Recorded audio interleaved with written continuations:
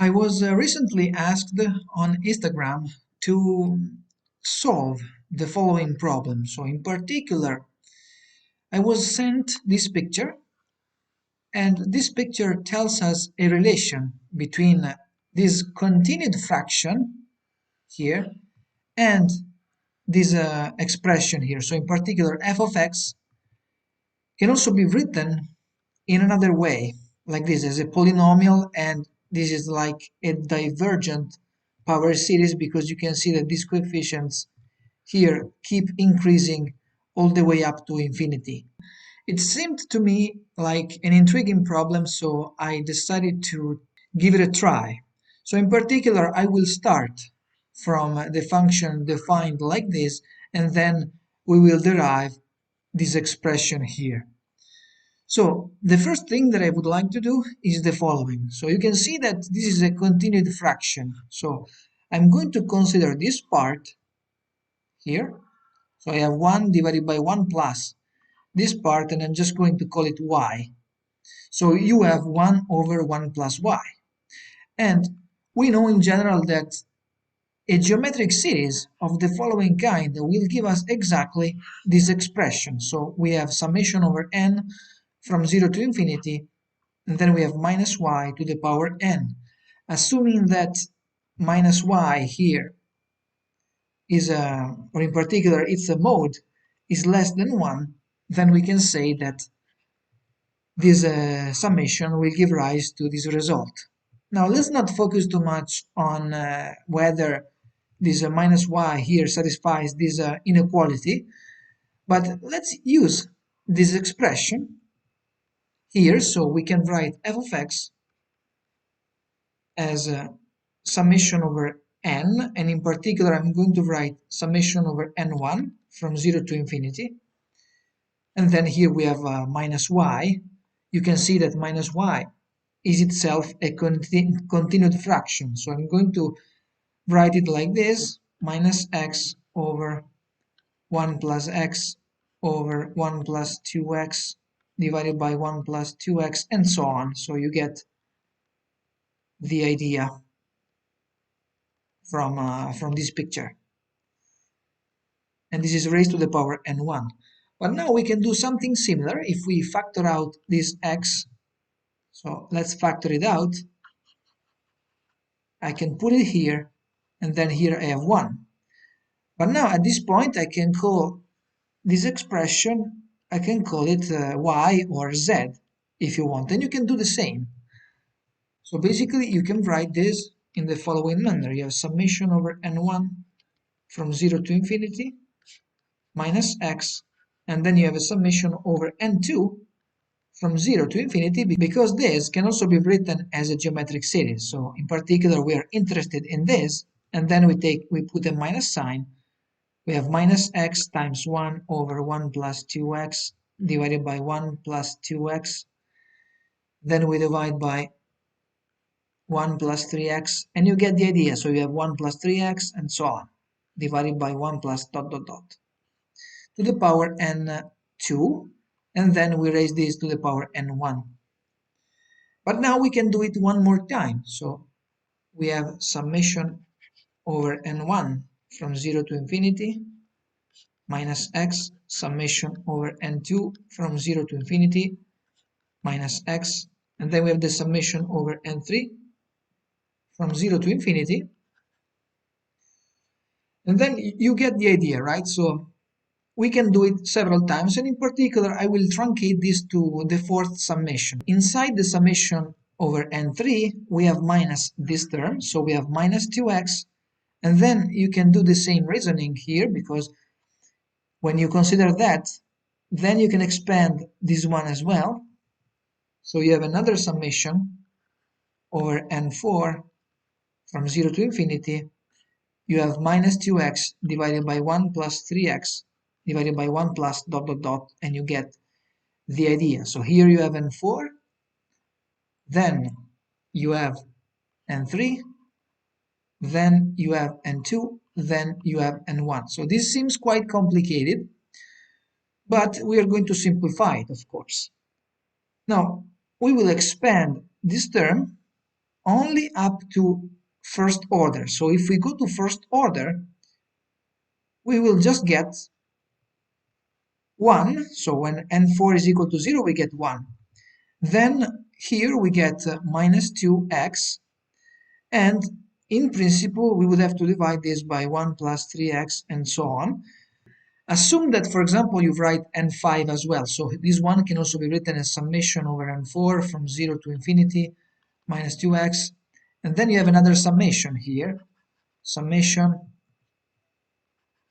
over n5 from 0 to infinity. You have something here, and then this is raised to the power n5, and then you raise everything, of course, to the power n4. But now, if you only consider the first term here, you just have 1, right? Because when n5 is equal to 0, here you will just get 1.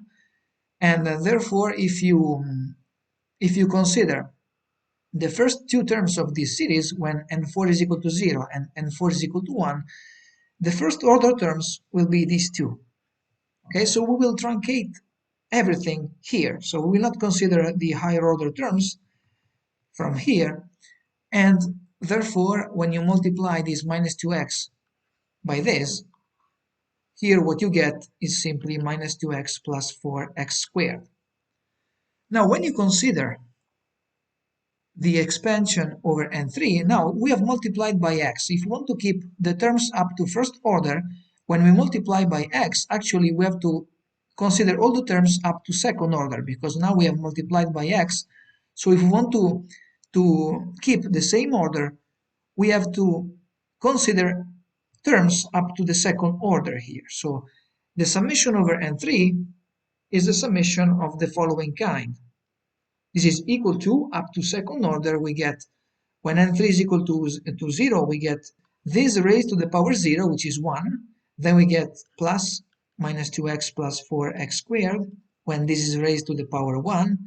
And then we remember that we have to keep all terms up to second order. So we also have minus 2x plus 4x squared. And of course, we can neglect higher order terms here. But the terms that we only have to keep into consideration from here is only when this is squared.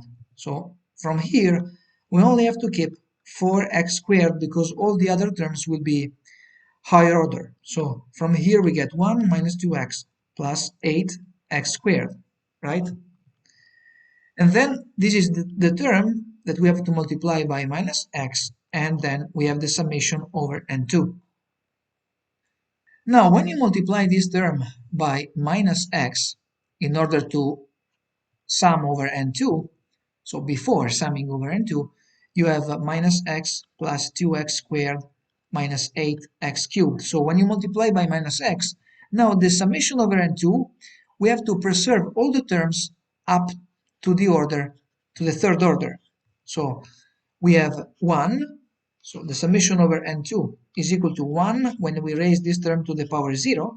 Then we have plus minus x plus 2x squared minus 8x cubed plus minus x plus 2x squared minus 8x cubed raised to the second power.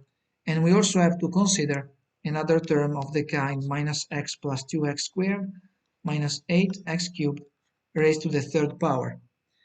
Now, from this square, you only have to take the square of this, x squared. Then, since we have to keep all the terms up to third order, we only have the product between this and this multiplied by 2. So you have minus 4x cubed. Whereas from here, you only have to keep this term raised to the third power. So you have minus x cubed.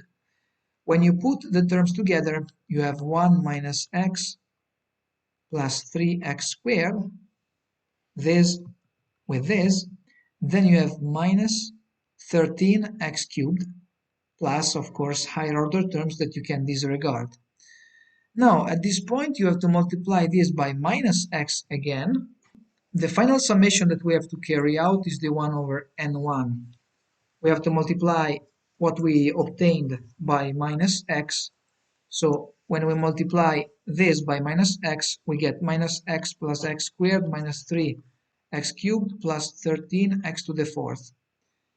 Then, of course, since we have multiplied by minus x, now we have to keep all the terms up to fourth order. So the summation over n1 that will give us our result is simply equal to 1, this term raised to the power 0, then we have minus, or if you want plus, minus x plus x squared minus 3x cubed plus 13x to the fourth, plus the same thing squared, minus x plus x squared minus 3x cubed plus 13x to the fourth squared plus minus x plus x squared minus 3x cubed plus 13x to the fourth cubed plus minus x plus x squared minus 3x cubed plus 13x to the fourth. And this is where we truncate the summation. So we have to work with this one, and this one, because we have to raise these summations to the second power in this case. So you have this first term squared, so you get x squared. You also have to consider this one squared because we are keeping all the terms up to fourth order, so we get plus x to the fourth. Now we can neglect the squares of this, but we also have the product between these two multiplied by 2, so we get minus 2x cubed. And then we also have the product between this and this multiplied by 2, so we get plus 6x to the fourth. Then from here we have to take the cube of this, so we get minus x cubed. And then we also have to consider 3 times this one squared times this, so we get plus 3x to the fourth.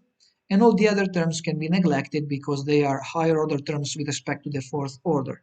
And finally here, this is very simple because we only have to keep this one to the fourth, so we get x to the fourth.